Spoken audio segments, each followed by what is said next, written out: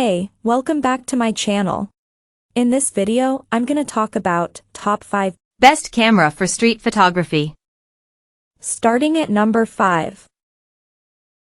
OM System OM. Not everyone needs a full-frame camera. Like the Fujifilm X-T4, the OM System OM1 embraces the benefits of a smaller sensor to create a compelling alternative for photographers who prioritize size, versatility, and a fun handheld experience. Thanks to its stacked Micro Four Thirds sensor, the first of its kind, and a speedy TruePix X processor, the OM1 performed admirably in most our tests. Quite simply, it's one of the most enjoyable cameras you can buy. We found that the OM1 performed well up to ISO 1600 and had slightly less aggressive noise reduction than its Olympus-made predecessors. Its computational modes are also the best you'll find outside a smartphone, with the likes of high residential shot, live North Dakota and in-camera focus stacking going some way to compensating for its smaller sensor. On the downside, its autofocus tracking isn't quite up to the level of Canon or Sony, and the controls can be a little fiddly. That 20MP resolution also isn't huge for a camera of this price. But if you can overlook those drawbacks, then the OM1, and its huge range of Micro Four Thirds lenses, will make a fine companion. Coming at number 4. Canon EOS R7. If you don't need full frame, we think there's no crop sensor camera that can currently beat the Canon EOS R7. In our review, we highlighted its superb autofocus performance, excellent in-body image stabilization and the class-leading detail delivered by its 32.5MP sensor. Its full-frame cousins still have the edge in low light, but the EOS R7 produced lovely images across a range of scenarios in our real-world tests. We were also impressed by its 30 frames per second burst speeds, which make it a great choice for sports and wildlife enthusiasts. Our tests also found the EOS R7 a nice camera to hold and use, with a decent grip and generous spread of direct access controls. Dual UHS-2 card slots are a welcome bonus, while the ability to record uncropped 4K/60p video output makes the EOS R7 a tidy all-rounder. The only major drawback at present is the continued lack of native lenses, an issue not suffered by alternative APS-C cameras such as the Sony A7 IV and Fujifilm X-T5. At number 3. Canon EOS R10. It isn't the cheapest option for beginners, but we think the Canon EOS R10 is the best camera for those starting their photographic journey. Spiritual successor to Canon's popular mid-range DSLRs, the EOS R10 has two standout skills: impressive subject tracking autofocus and speedy 15 frames per second burst shooting, which was previously unheard of at this price.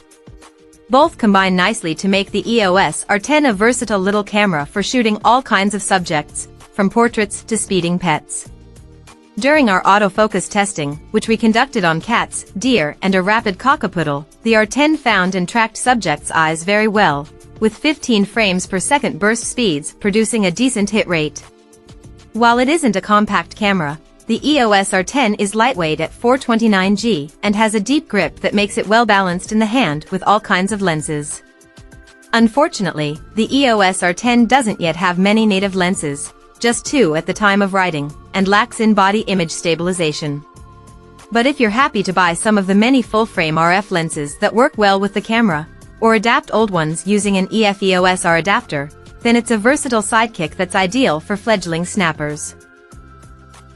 Number 2 of my list. Sony A7 IV. The Sony A7 IV takes up the mantle from the A7R IV as Sony's sharpest full-frame mirrorless camera.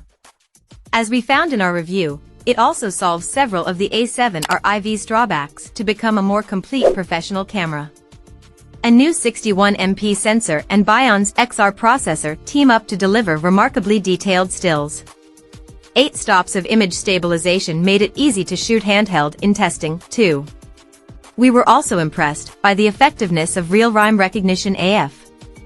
It's not perfect, but it can generally detect a range of subjects and capture them crisply. From our time with the A7R V, we think its level of detail makes it best suited to landscape and studio work. Do keep in mind that it only produces its best results when paired with top-spec lenses, which will add heavily to the already high price tag. The A7R IV offers the same resolution, but we do think the A7R V is the better camera overall, particularly with a sharper EVF that makes framing a joy. That said, if you don't need so many sensor pixels, you'll find better value for less elsewhere. And number 1. Sony A7 IV. Following the fantastic A7 III was never going to be easy, but the A7 IV is a worthy successor. With a new 33MP sensor that's solid for both stills and video, it's a compelling mirrorless option for hybrid shooters. In our review, we called it a brilliant blend of photographic power and video versatility. A price hike does mean it's no longer an entry-level full-frame camera like its forebear, but a Bion's XR processor powers solid performance that broadly justifies the extra expenditure. The A7 IV also benefits from Sony's class-leading autofocus skills, plus upgrades like 10-bit video and an almost endless buffer depth with a CF Express card.